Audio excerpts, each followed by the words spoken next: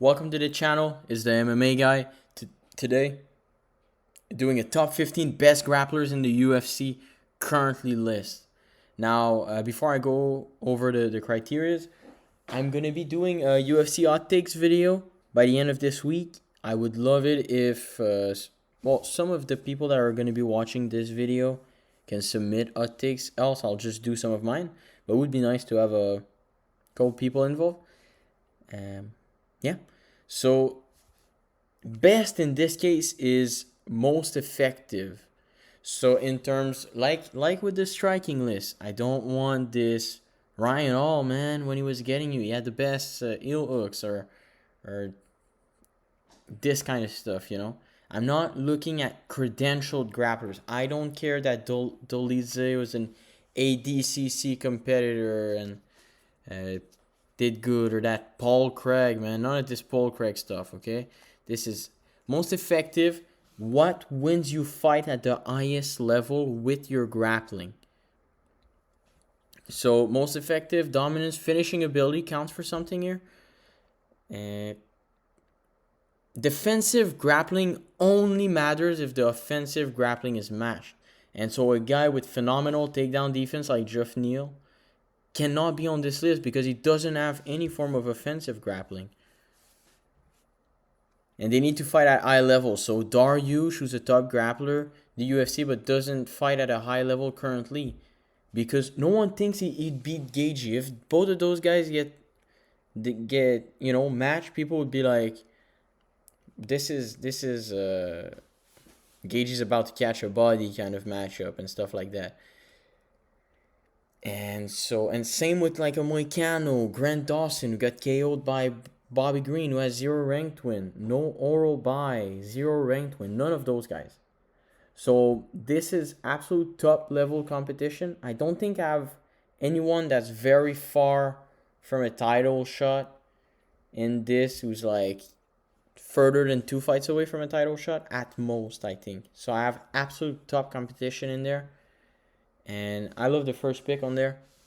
Number 15, Diego Lopez. I think Diego has great grappling. Now, I think the reason why he's not higher is because I value, when I look at this, and I want most effective, I look at every part. And so I have to look at his ability to get the fight down. He doesn't have good takedown entries, his explosive shots, tricky Brazilian jiu-jitsu like Oliveira kind of takedowns. He has none of that. Diego Lopez is, but what he did against Gene Silva was extremely impressive. He was able to get in, he was able to take him down, secure mount, and Gene was a very powerful featherweight. He wasn't able, he was trying to escape heavily, like a lot, and Diego was able to hold him down, keep him there, do some damage with elbows, vicious ground and pound.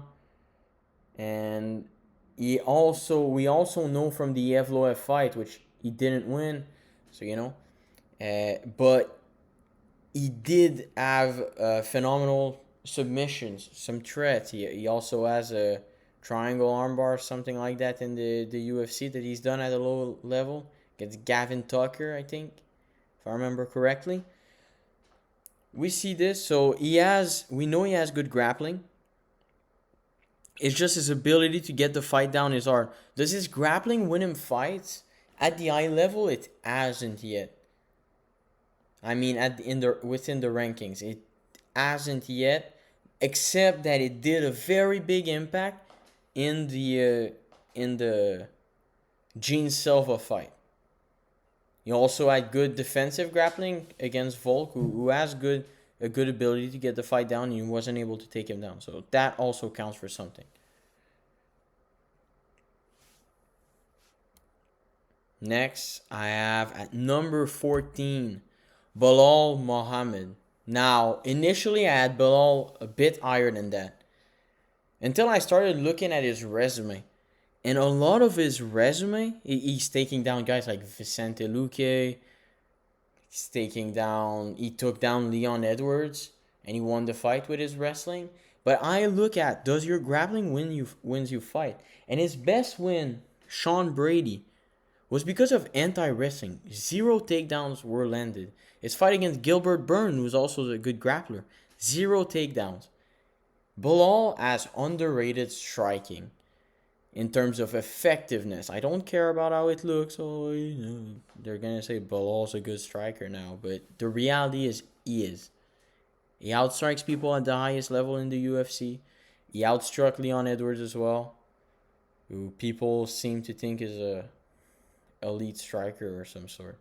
And but Bilal, he does have good wins within the rankings, like Vicente Luque, more so primed. Stephen Thompson, these kind of wins. He doesn't have, and Leon Edwards. That's the best win he has by far.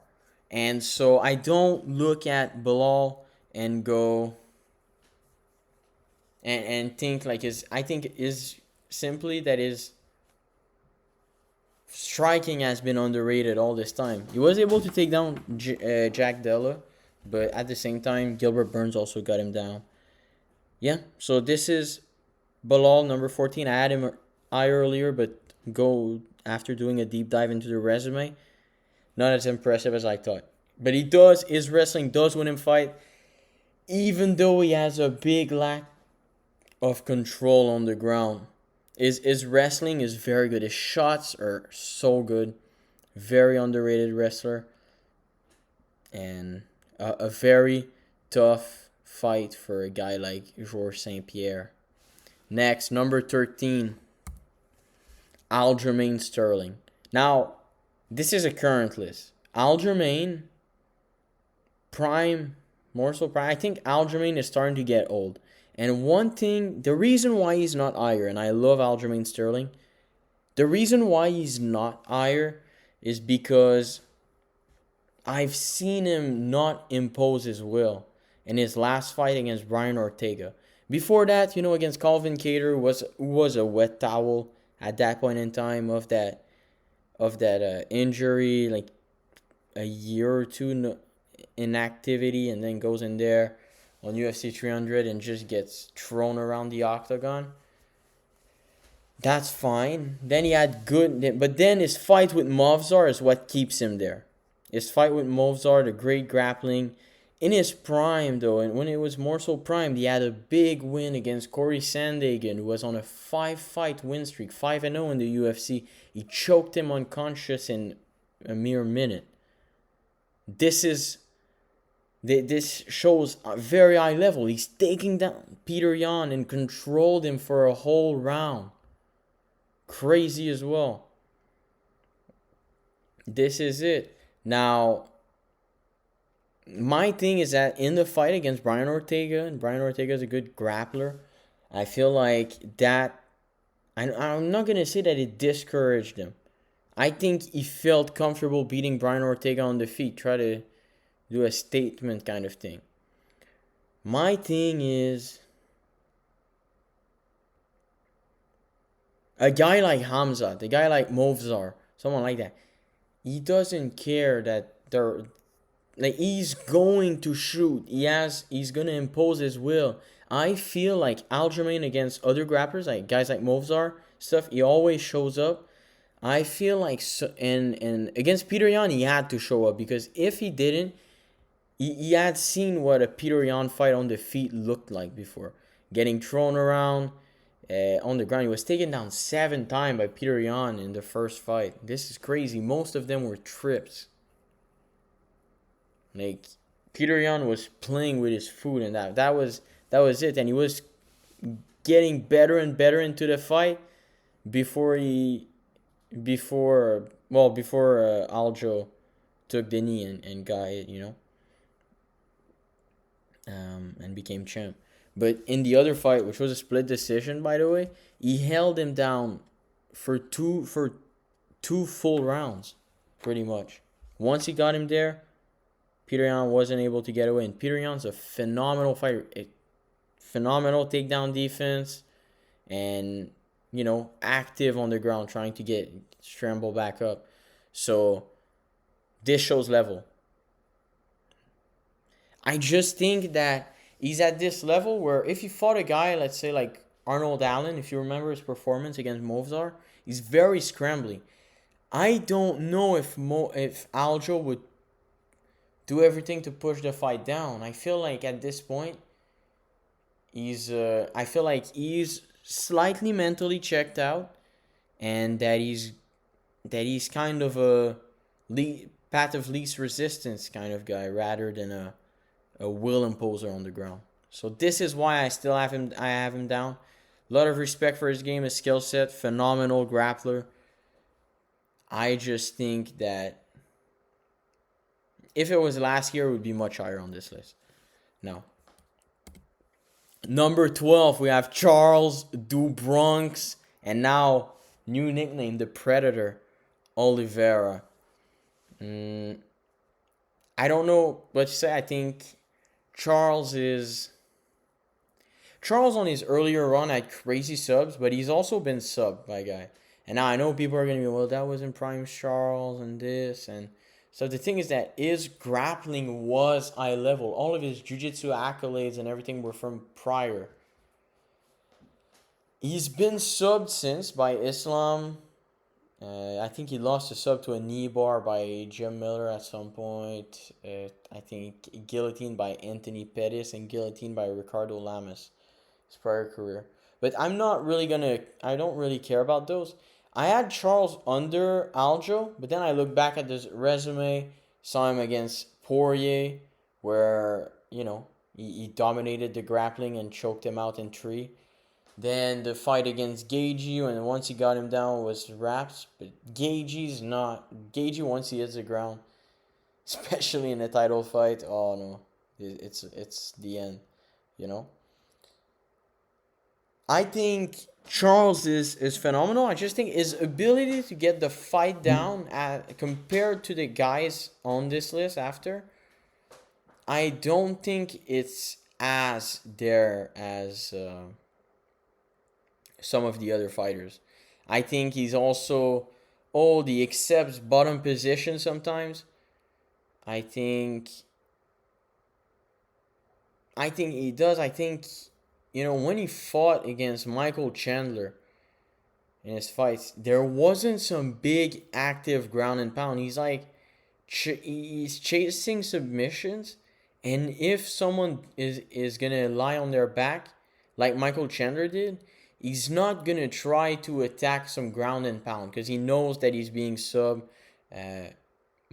Trying to not get choked out. He's just gonna accept taking the back triangle and staying there. Doesn't do the same as if an Armin took that Michael Chandler down, or literally what Patty did afterwards, the fight after. You get on top, you try to land subs. It's like, brother, big heavy ground and pound. So I think very good grappler. I think his ability to get the fight down is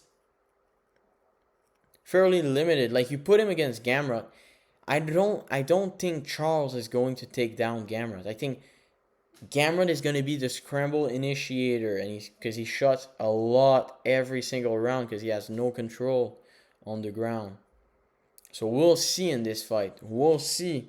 Maybe that can bump Charles higher because I rate Gamrot very high. I thought Gamrot, if I had to add someone else on this list, well, a slight spoiler alert that he won't be there, but I think Gamrot would be close to the number 15 spot, close to Lopez. He just doesn't have the ability to end the fight on the ground. Submissions, he doesn't do damage on the ground either, so I just left him out. Now, so this is it for Charles. I think against very, very dominant grapplers like Islam, he got slightly molded against Armin. He did have a lot of sub attempts, and he did have a lot of subs. So that's why he's still this high. Because I rate Armin extremely high as a grappler. And I think that Charles had him in tough spots. But on the ground itself, he wasn't getting the, in terms of control time, it's a ridiculous difference. And Armin's grappling with the striking, because Charles was scared of the grappling, and that's something that he does lack slightly. Some takedown defense. He doesn't really rely on it because he loves people to take the fight down. That's not necessarily good as a MMA fighter. As a grappler, BJJ practitioner, that's completely fine. But you know, slight critique of Charles' style in modern MMA. Now, number 11, Gelton Almeida. So, Gelton Almeida right now, the thing is that he doesn't have very high level competition that he's submitted. He's beaten Derek Lewis, kept him down the whole time. Derek Lewis was on a. He was either on a couple of fight losing streak or had just broken the streak by fighting a lower level fight like Nascimento, if I remember correctly, who was number 13, 14 at the time. Not in the ranks that Derek Lewis will normally fight at. So that was that was Derek Lewis. He completely molded him. That's cool, but he did absolutely nothing on the ground that fight. Next, he did get KO'd by Curtis Blades, trying to get the fight down. That's my thing.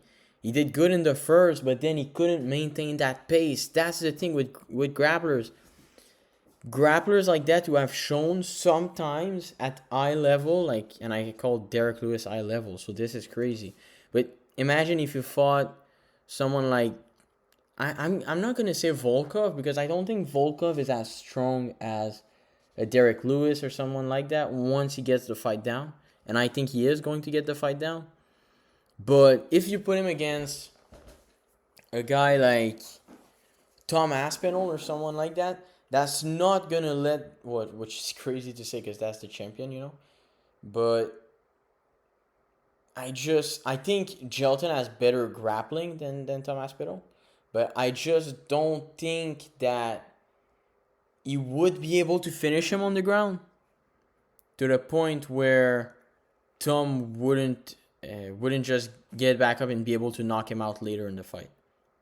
So that's my thing, because I don't believe in his cardio and durability like that. I just don't. I've seen him mold Derek Lewis, but Derek was giving these takedowns. He was giving them no proper takedown defense. Someone that makes him work for it, he's gonna show some.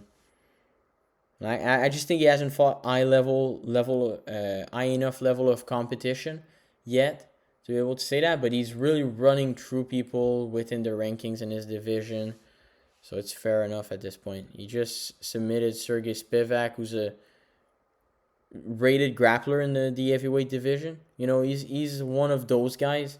I think he submitted Tybura, I think, which is also one of those grappling guys. It's just the Curtis Blades loss. That's not looking good, especially not after he just almost lost to a guy that wasn't in the UFC before. Ruslan Kuniev. So I'll leave Gelton Almeida here. Maybe his fight against Volkov, if he looks extremely impressive, first on submission, something crazy like that, then we can maybe bump him up. But even with that, I don't think so. For now, I think he needs to get a proper top win, which would be pretty much, it would have to be like Thomas. I think that Sergey Spivak win is slightly underrated because he did it in the grappling. So we'll go with that for now. Number 10, I have Tatsuro Taira. That's right. I think Tatsuro Taira's record is slightly underwhelming for him to be this high. My thing is that he has fought Alex Perez. Now, the same Alex Perez that in the same year fought Mokaev, went to decision. He didn't get steamrolled by Mokaev. He was doing good in the defensive grappling. Tatsuro Taira was wrapping and twisting him up like a pretzel. We're 2 rounds into this fight, and it was like, okay, this guy is gonna get subbed at some point. And then he ended up causing an injury on him, but he was completely mauling him, and that injury is a type of, it's definitely and without a doubt it's as good as any kind of win is. That was a good win because I'm not saying injuries in general are a good win. This one in particular, it was one of those like he got him to get injured like that. So then he also, as a prospect with just one ranked wins, he fought Brendan Royval and was able to get him down and control him like Pantoja did. He just really, his striking was so bad that he was getting pieced up, but his grappling almost won him that fight at the absolute top of the division. He's the only, say, except Pantoja, but I think he's even more grappling reliant than Pantoja is.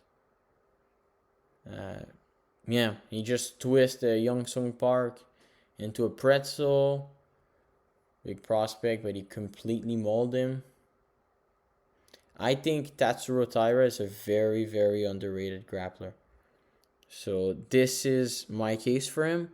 And I just think that he's at the absolute peak and he imposes his will.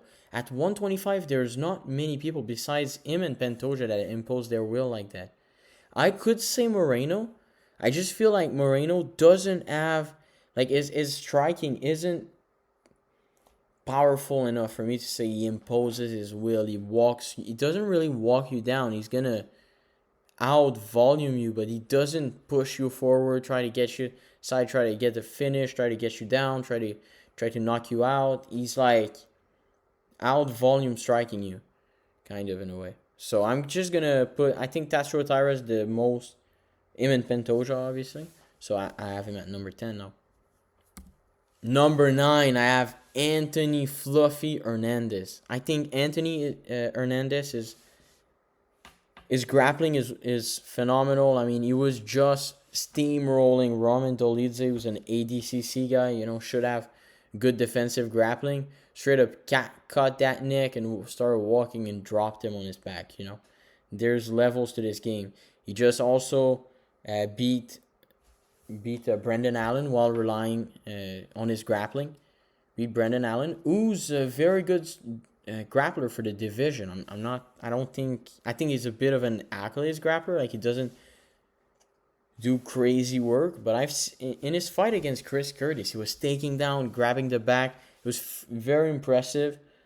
He molded Paul Craig a bit, I just think Anthony Hernandez is even better than that. Quite a bit. He, took down and completely dropped Roman Kopylov. And the most important, took down and choked out Roman Kopylov. Twisted him into a pretzel. Then he's done that to so many guys at this point. The thing is that he hasn't fought the highest level competition yet. But he's an absolute will imposer. He imposes his will every single fight, every single night he's there, bodying people. He just pushes a pace that is, and he's gonna get you down. He doesn't have the craziest entry grappling, so that's one thing. But he's gonna push forward, and until he gets you down. And when he does, he's heavily, he attacks subs or he attacks ground and pound. He's a very, very active grappler, and so that's what we like. That's the kind of grapplers we like.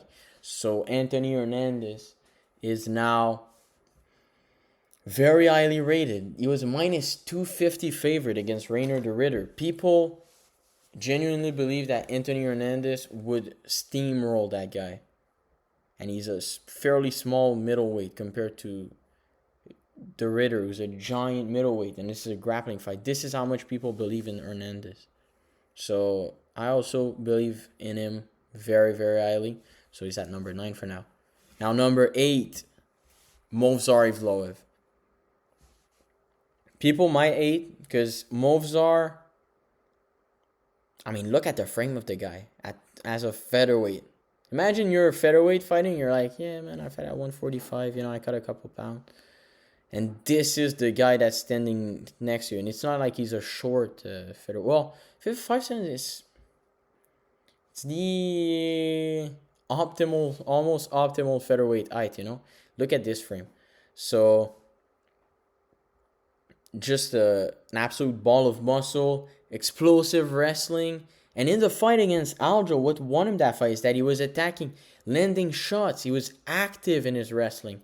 He doesn't attack subs. Now, that is a problem with him. And he has not so good control on the ground. People get back up. He just wrestles.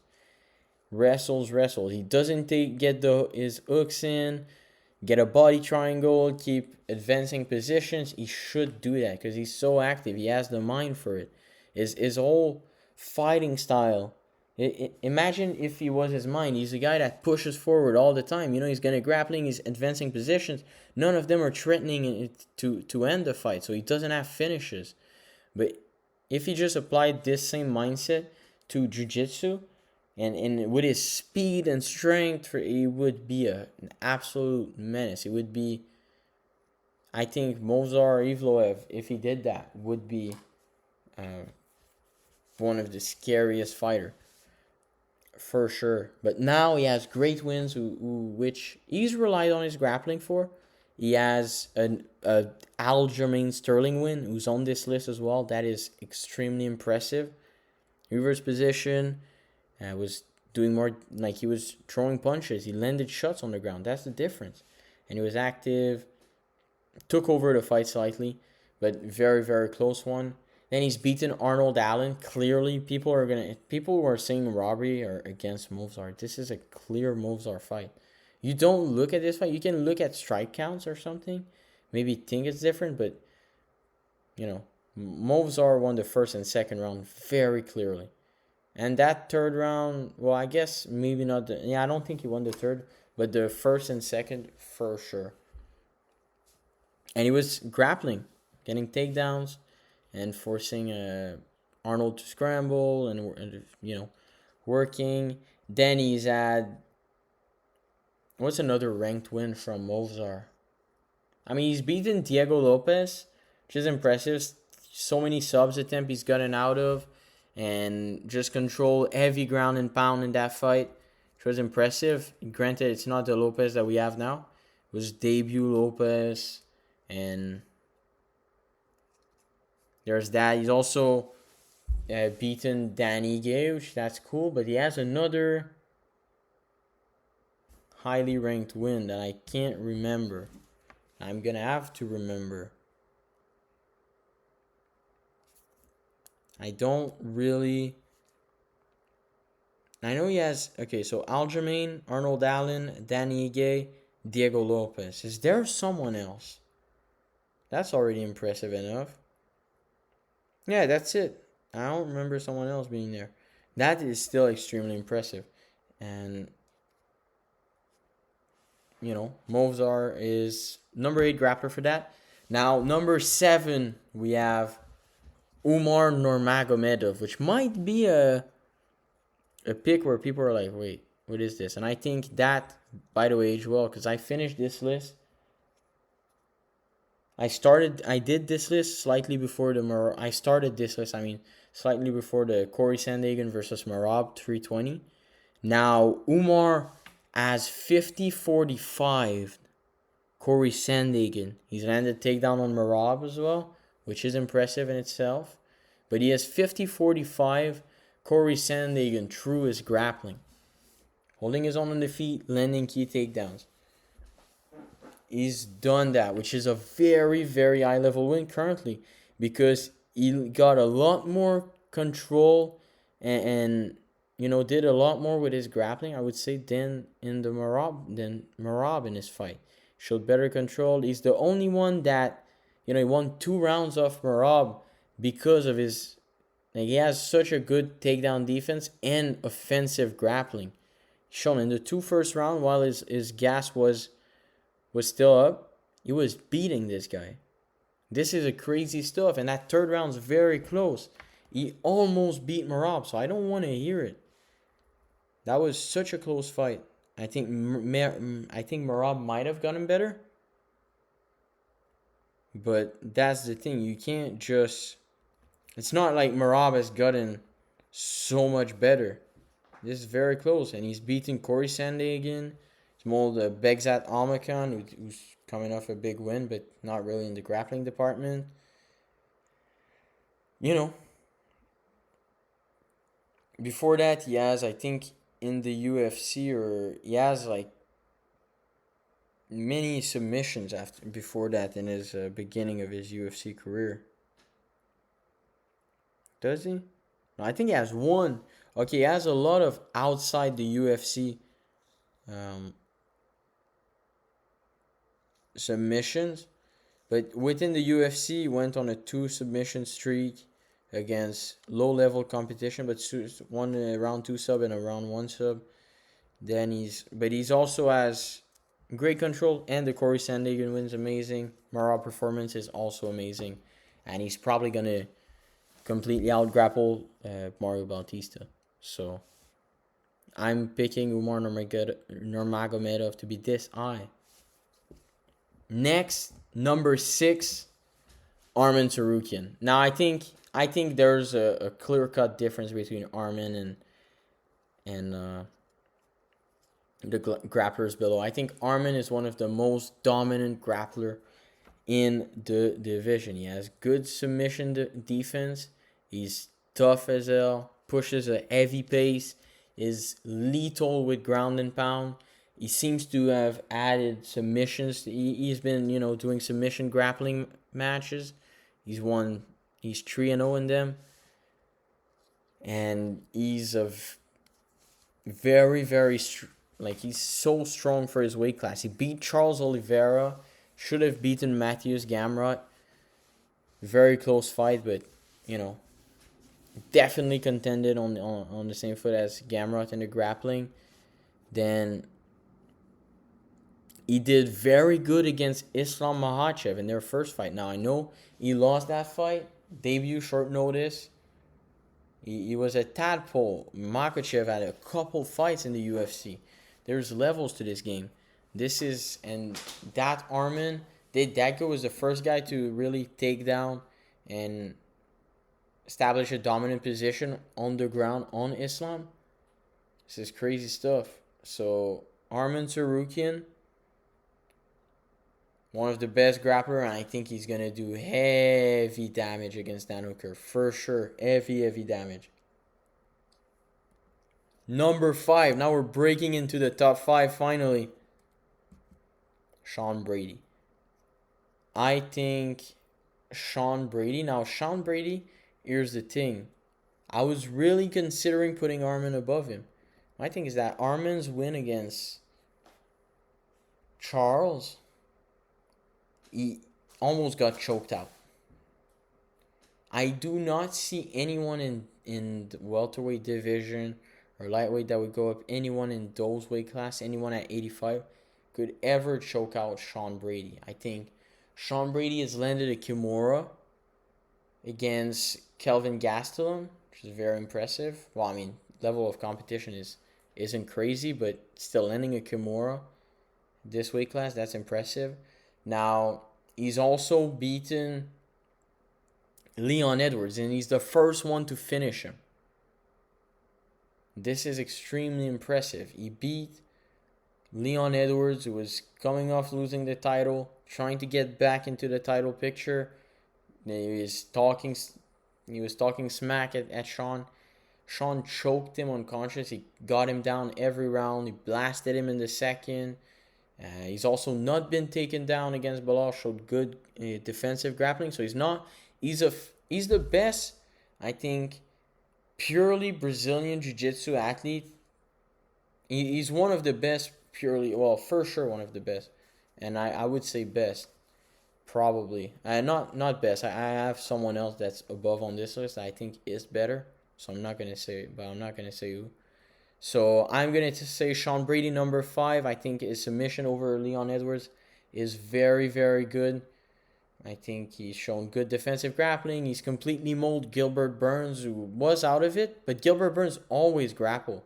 I've seen him grapple with heavyweight in his camps, like Cyborg, I think.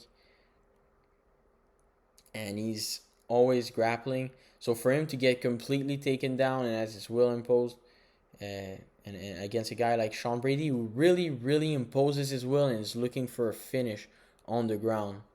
So yeah, I think Sean Brady is that guy. Now number 4, Merab Dvalishvili. Doesn't have that submission ability of Sean Brady, though he has a submission win over O'Malley, which is a phenomenal win. He submitted a UFC champion, we can say. That is crazy. Merab, he doesn't have the best control time or anything like that. His grappling wins him fights, though. He landed 20 takedowns in the fight against Corey, so that definitely won him rounds. He's beaten Peter Yan through his wrestling and his pace, the fact that he imposes his will through his grappling. So we have Peter Yan, Jose Aldo, Sean O'Malley twice, Corey Sandhagen, Marlon Moraes. Well, that's not crazy. I mean, Henry Cejudo's way more impressive. Took Henry down 5 times, which is more, I think, than Aljo did in a 5-round fight, and he did it in a 3-round fight.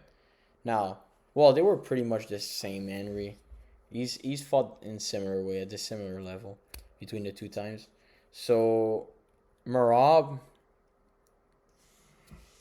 beats anyone through his grappling, and so it doesn't matter whether he has had a finish not that long ago through his grappling, and he was kind of hunting subs a little bit against Corey in the 4th and 5th round.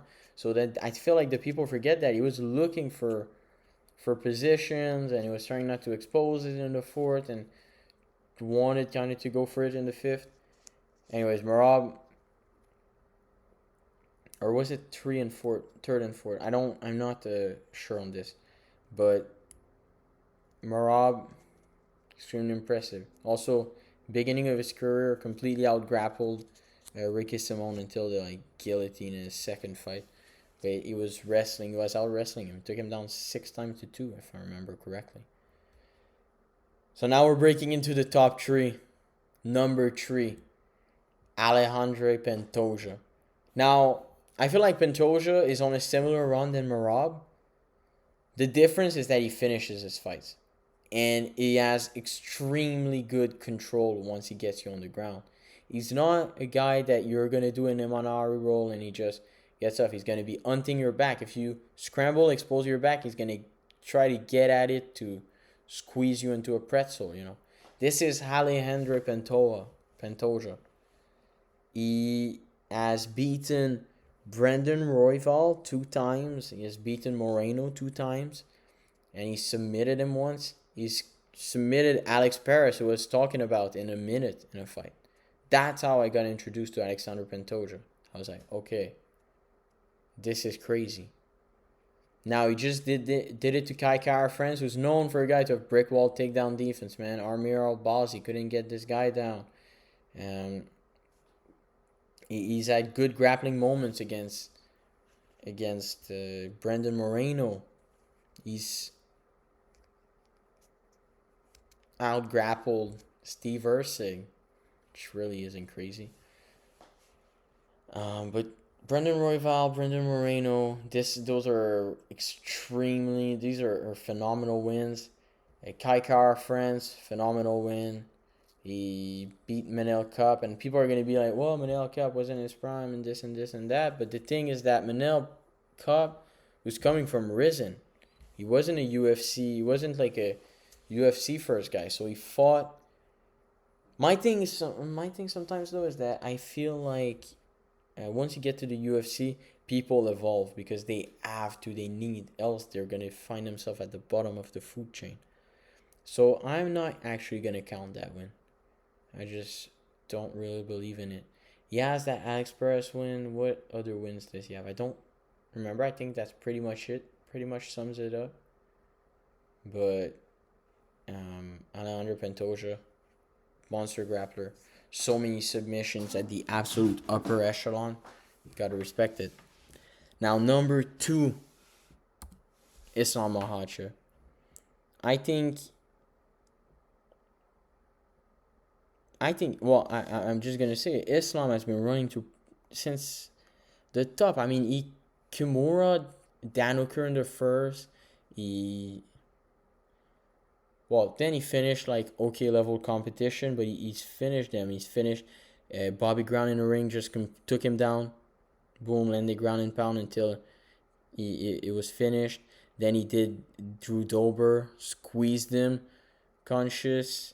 He's baited. He's landed a nasty takedown on the open to finish the fight against Dustin Poirier in the 5th round.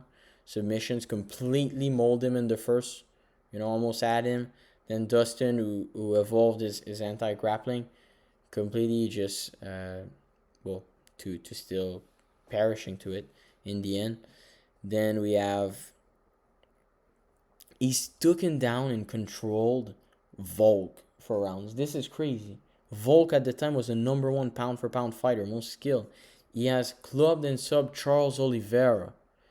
He got him on the ground. Charles couldn't move a goddamn muscle.